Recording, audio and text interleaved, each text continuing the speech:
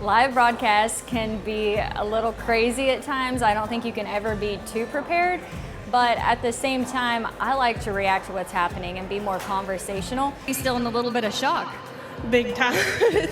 There's so many people here. So when I follow the sport and the athletes day in and day out, it makes it a lot easier to interact with them or respond to what they're talking about. And then of course being very prepared and utilizing everything you can going into an event, as far as the rodeo secretary, or if they have a media team, looking at past records and who the stock contractor is. I mean, just really being involved in all aspects of it, I think is the best way to get prepared. And then of course, just loving the event and being able to follow it day in and day out is really the most helpful for me.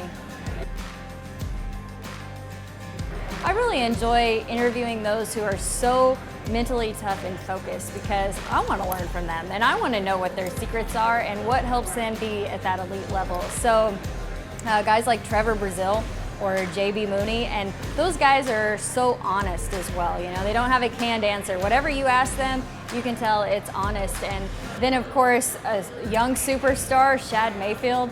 I mean, to be able to handle the pressure in the arena that I'm sure he's now feeling, and then also handle the media pressure that he's getting, I'm very impressed with all of that. So like that, roping for $1 million. I love breakaway roping and also barrel racing. I was thrilled when they finally decided to add it to the American, and it seems that breakaway roping has just exploded.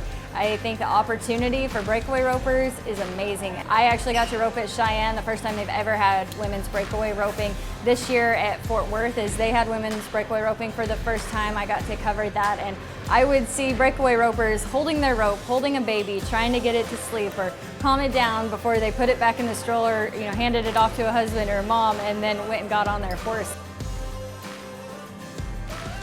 As I mentioned, I love my horses. I love getting to compete.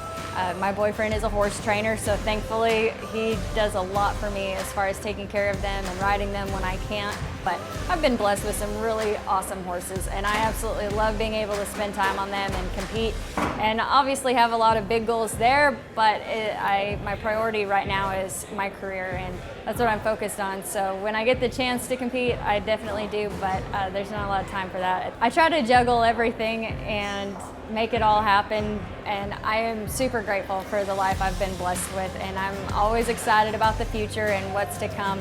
Obviously, having the career I do, I get told all the time that I have the dream job, and I absolutely love what I do, and it's because of the people I get to be surrounded by and the opportunities that I get to be a part of, and I love it. I feel very, very blessed to get to tell stories.